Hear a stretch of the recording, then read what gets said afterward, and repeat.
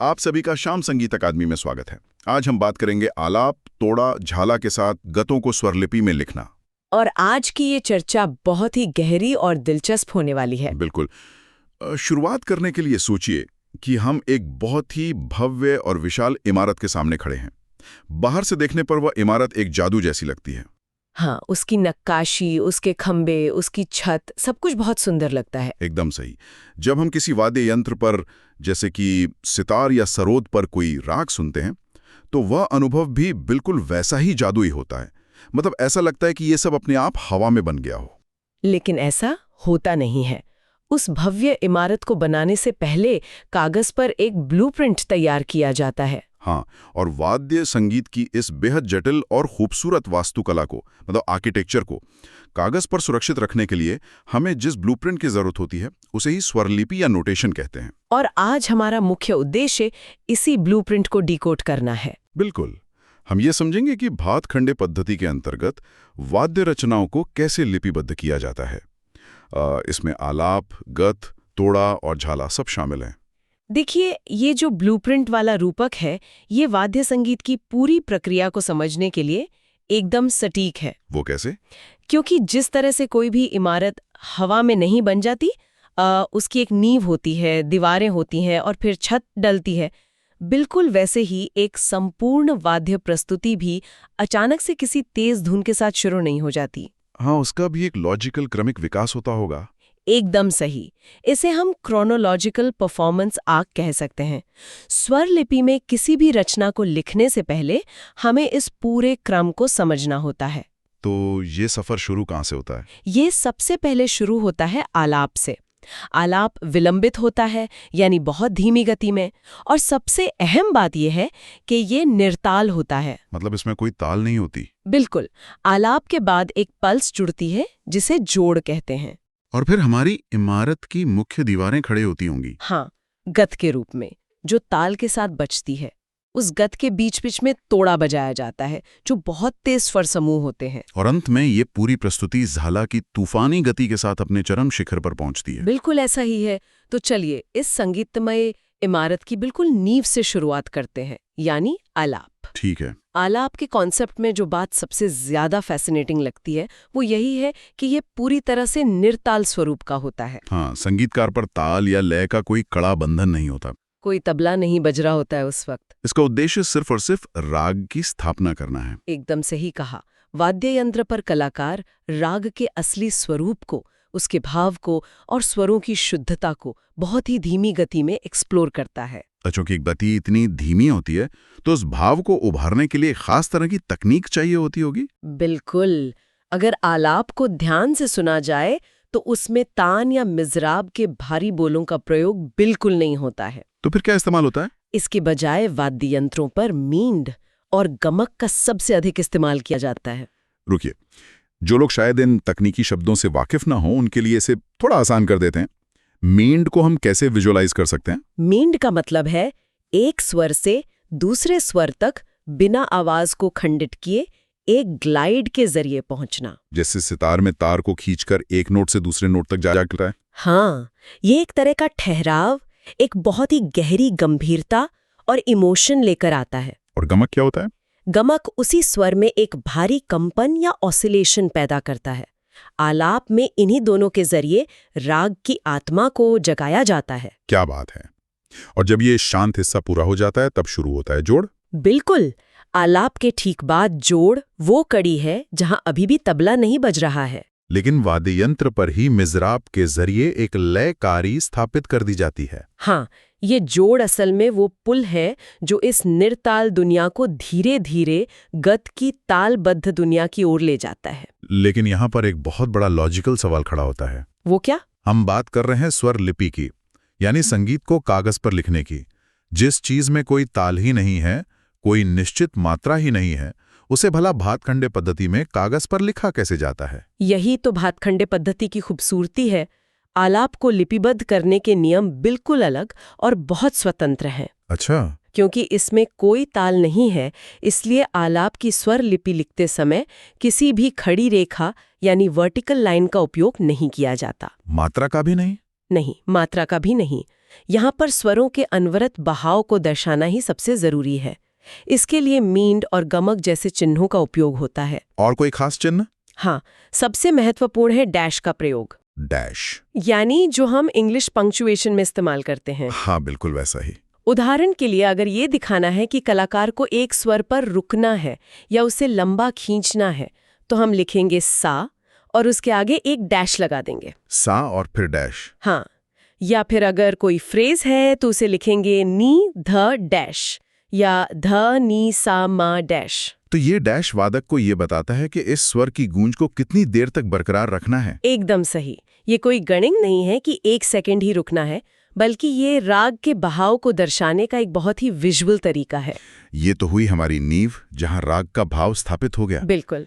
लेकिन अब हम इमारत के उस हिस्से पर आते हैं जहां एक बहुत ही ठोस ढांचा जुड़ता है, जिसे हम गत कहते हैं। हाँ, आलाप और जोड़ के बाद जब तबला शामिल होता है और एक निश्चित ताल शुरू होती है, तब जो मुख्य रचना वाद्य यंत्र पर बजती है उसे गत कहते हैं। वाद्य संगीत के इतिहास में देखें तो गत मुख्य रूप से 2 अलग-अलग स्कूलों या शैलियों में बटी हुई है, मसीद खानी गत और रजा खानी गत। हाँ, और ये दोनों एक दूसरे से बिल्कुल विपरीत प्रकृति की हैं। अगर हम सबसे पहले मसीद खानी गत की बात करें, जिसे दिल्ली बाज भी कहा जाता है, तो इसके आविष्कारक मसीद खां हैं। इसकी सबसे बड़ी विशेषता ये है कि ये हमेशा विलंबित लय यानी स्लो टेम्पो में बजती है। हाँ, ये बहुत ही गंभीर प्रकृति की रचना है। इसमें जो मिज़राब के बोल होते हैं वे पूरी तरह से पूर्व निर्धारित और फिक्स्ड होते हैं। फिक्स्ड बोल का मतलब ये है कि कलाकार अपनी मर्जी से स्ट्रोक्स नहीं बदल सकता। बिल्कुल नहीं। मसीद खानी गत का एक बहुत ही अनुशासित पैटर्न होता है। इसके बोल जैसे धिरिद दा धिर दा, ये इसी क्रम में बजते हैं। इसमें एक तरह का वजन होता है, एक ठहराव होता है। ये उस वास्तुकला की तरह है जहां हर ईंट की अपनी एक तय जगह है। और दूसरी ओर रजाखानी गत है, जिसे पूर्वी बाज या लखनऊ बाज कहा जाता है।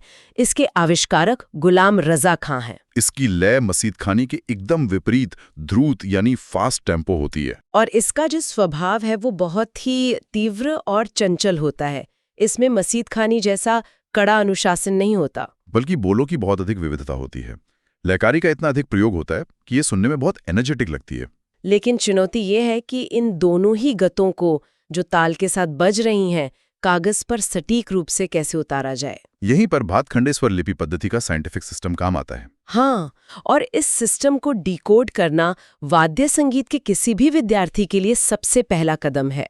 तो भातखंडे पद्धति के कुछ बेसिक चिन्ह क्या हैं? सबसे पहले आती है मात्रा यानी बीट। स्वर लिपि में जो भी स्वर लिखे होते हैं उनके नीचे या ऊपर संख्याएं लिखी होती हैं, जैसे 1, 2, 3, 4। ये संख्याएं बताती हैं कि हम ताल की किस मात्रा पर हैं। बिल्कुल। और इन मात्राओं को एक व्यवस्थित रूप देने के लिए विभाग का प्रयोग होता है। विभाग, जिसे हम खड़ी रेखा के रूप में देखते हैं। इसके बाद जो सबसे जरूरी कंसेप्ट है वो है ताली और खाली का। ताल की जो सबसे पहली मात्रा होती है, जिसे सम कहा जाता है, उसे स्वर लिपि में हमेशा एक्स के चिन्ह से दर्शाया जाता है।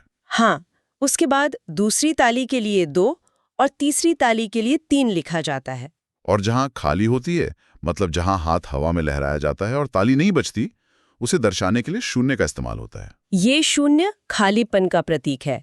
इसके अलावा एक और चिन्ह है जो बहुत इस्तेमाल होता है, वो है लयकारी का चिन्ह। वो क्या होता है? जब भी हमें एक ही मात्रा के समय में एक से ज्यादा स्वर बजाने होते हैं, तो हम उन स्वरों को एक साथ लिखकर उनके नीचे एक अर्धचंद्राकार यानी क्रिसेंट का चिन्ह लगा देते हैं। जैसे अगर एक ही बीट में सा और रे दोनों को फिट करना है, तो सरे लिखेंगे और उसके नीचे वो आधा चांद जैसा चिन्ह बना देंगे। इसका मतलब है कि ये दोनों स्वर एक ही मात्रा का समय लेंगे। वाद्य संगीत की स्वरलिपि की एक खास बात यह भी है कि सिर्फ स्वर लिखना काफी नहीं है। बिल्कुल, वादक को ये भी बताना पड़ता है कि उसका दाहिना हाथ क्या करेगा। इसलिए स्वरों के ठीक नीचे मिज़राब के बोल लिखे जाते हैं। हाँ, अगर स्वरलिपि में लिखा है ग म प, तो वादक सिर्फ नोट्स देखकर नहीं समझ पाएगा कि स्ट्रोक कौन सा लेना है। इसलिए उनके ठीक नीचे मिज़राब के बोल लिखे होंगे, जैसे दा दिर दा। इससे ये साफ हो जाता है कि ग पर दा का आघात होगा, म पर दिर का और प पर फिर से दा का। गत के नियमों की बात हो ही रही है, तो यहाँ एक बहुत ही कठोर नियम का जिक्र करना बनता है जो मसीद खानी गत से जुड़ा है। ये एक ऐसा नियम है जिसे वाद्य संगीत का गोल्डन रूल कह सकते हैं। नियम ये है कि मसीद खानी गत हमेशा ताल की 12वीं मात्रा से ही शुरू होती है। सिर्फ 12वीं मात्रा से ही क्यों? ये इतना फिक्स्ड क्यों है? ये इसलिए क्योंकि 16 मात्रा की ताल में जब 12वीं मात्रा से रचना उठाई जाती है तो ये 5 मात्राओं का एक टेंशन बिल्ड करता है, जो सीधा पहली मात्रा यानी सम पर आकर एक बहुत ही खूबसूरत रेजोल्यूशन के साथ खोलता है। हाँ, ये इसका एक बहुत ही पारंपरिक नियम है। अगर कोई स्वरलिपि देख रहा है और उसमें एक गंभीर रचना 12वीं मात्रा से शुरू हो रही है तो बिना सुने बता सकते हैं कि ये मसीद खानी गत है। बिल्कुल, ये एक बहुत ही शानदार इंसाइट है। तो अब हमारी इमारत की नींव बन गई, दीवारें खड़ी हो गई, लेकिन इमारत में थोड़ी सजावट भी तो चाहिए। हाँ, जब गत का ये ढांचा स्थापित हो जाता है तो प्रस्तुति में नई ऊर्जा भरने के लिए तोड़ा का प्रयोग किया जाता है। तोड़ा असल में द्रुत यानी बहुत तेज गति वाले स्वर समूहों का वाद्य रूप है। अगर हम इसे गायन से जोड़कर देखें तो वोकल म्यूजिक में जिसे हम तान कहते हैं, वाद्य संगीत में उसी चीज को तोड़ा कहा जाता है। इसका मुख्य उद्देश्य गत के बीच बीच में इसे बजाकर परफॉर्मेंस में एक स्पार्क लाना है, एक चमत्कार और वैचित्र उत्पन्न करना। जब एक धीमी गत चल रही हो और अचानक से तेज तोड़ा आता है तो ध्यान पूरी तरह से खिंच जाता है। और इन तोड़ों का जो कैरेक्टर है वो मिज़राब के बोलों से तय होता है। हाँ, तोड़े में दा, रा, दिर्दा, दाड़ा जैसे बोलों की बहुत प्रबलता होती है। इन बोलों का इस्तेमाल करके अलग अलग पैटर्न बनाए जाते हैं, जैसे शुद्ध तान या सपाट तान, जिसमें स्वर एकदम सीधे क्रम में ऊपर या नीचे जाते हैं। दूसरी होती है कूट तान, जो किसी भूल भुलैया की तरह होती है, जहां स्वर बहुत ही टेढ़े मेढ़े और जटिल क्रम में होते हैं। और फिर मिश्रित तान होती है, जो इन दोनों का कॉम्बिनेशन है। लेकिन इस द्रुत लयकारी को, तेज तोड़ों को स्वरलिपि में कैसे लिखा जाए? यहीं पर भातखंडे पद्धति का वो अर्धचंद्राकार चिन्ह दोबारा काम आता है। इसे थोड़ा विजुअलाइज करते हैं। मान लीजिए कि कोई बहुत तेज तोड़ा है जहां एक ही मात्रा में 4 स्वर बजाने हैं। मान लीजिए वो 4 स्वर हैं, प, म, ग, म। स्वर लिपि में हम इन चारों स्वरों को एक साथ लिखेंगे और उनके नीचे एक बड़ा सा अर्धचंद्राकार चिन्ह लगा देंगे। ये चिन्ह बताता है कि इन चारों को एक ही मात्रा के समय में समेटना है। लेकिन बात यहीं खत्म नहीं होती, मिज़राब के बोल भी चाहिए। तो उस अर्धचंद्राकार चिन्ह के ठीक नीचे हम मिज़राब के बोल लिखेंगे, जैसे दाड़, दिर। बिल्कुल, इसका मतलब वादक एक नजर में देख लेगा कि उसे प, म, ग, म स्वरों को तेज गति में दाड़, दिर स्ट्रोक के साथ बजाना है। ये जानकारी को बहुत ही कॉम्पैक्ट तरीके से कागज पर उतारने का एक शानदार तरीका है।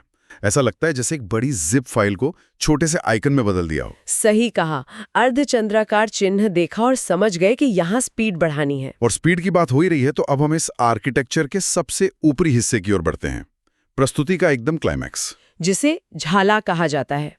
झाला के बिना किसी भी वाद्य प्रस्तुति का अंत हो ही नहीं सकता। ये पूरी परफॉर्मेंस का सबसे तेज और आखिरी हिस्सा होता है। झाला की सबसे बड़ी खासियत ये है कि इस चरण में आकर पूरी प्रस्तुति का चरित्र पलट जाता है। अब तक जो माधुर्य हावी था, झाला में आते आते वो पीछे छूट जाता है और लय पूरी तरह से हावी हो जाती है। और इस रिदम को एक तूफानी गति देने के लिए वाद्य यंत्र में एक बहुत ही खास चीज का इस्तेमाल होता है, चिकारी के तार।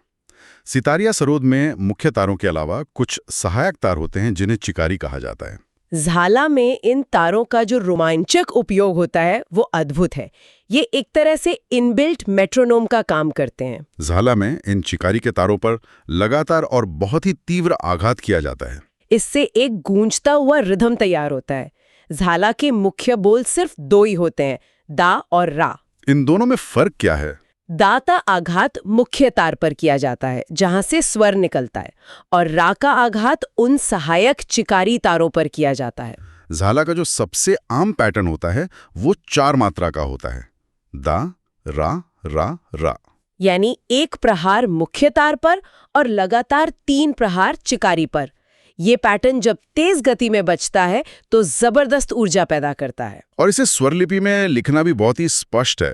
झाला लिखते समय मुख्य स्वर के नीचे दा लिखा जाता है, और उसके बाद जो चिंकारी के स्ट्रोक्स होते हैं उन्हें दर्शाने के लिए या तो डैश का उपयोग किया जाता है या फिर सीधा रा लिख दिया जाता है। हाँ, अगर झाला की नोटेशन देखेंगे तो पहले लिखा होगा मुख्य स्वर, जैसे सा, और उसके आगे 3 डैश। और इन चारों के ठीक नीचे मिज़राब के बोल लिखे होंगे, दा रा रा रा। ये देखते ही वादक को मैसेज मिल जाता है कि पहला स्ट्रोक सा स्वर पर लेना है और बाकी के 3 स्ट्रोक रा के रूप में चिकारी पर मारने हैं। बिल्कुल। तो अगर हम इस पूरी चर्चा को समेटें तो ये साफ हो जाता है कि वाद्य संगीत में कुछ भी रैंडम नहीं है।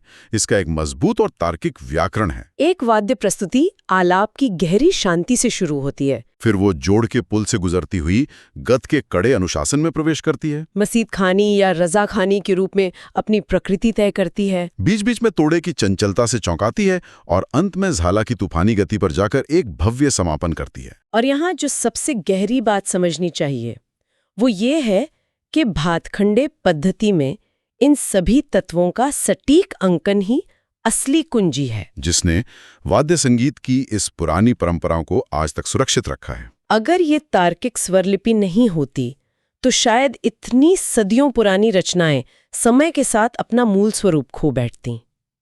लेकिन ये पूरी प्रक्रिया एक बहुत ही दिलचस्प सवाल भी छोड़ जाती है। वह सवाल क्या है? सवाल ये है कि जब हम इन भावपूर्ण मींड, गमक और झाला की तेज ध्वनियों को कागज पर स्थिर चिन्हों में कैद कर देते हैं, तो क्या स्वरलिपि संगीत की आत्मा को पूरी तरह से पकड़ पाती है? ये सोचने वाली बात है। या फिर ये स्वरलिपि केवल एक नक्शा मात्र है जिसमें प्राण फूंकने का काम हमेशा कलाकार की अपनी कल्पना और साधना पर ही निर्भर करेगा? चैनल को लाइक और सब्सक्राइब जरूर करें और हमारे साथ अपनी तैयारी करते रहें। धन्यवाद।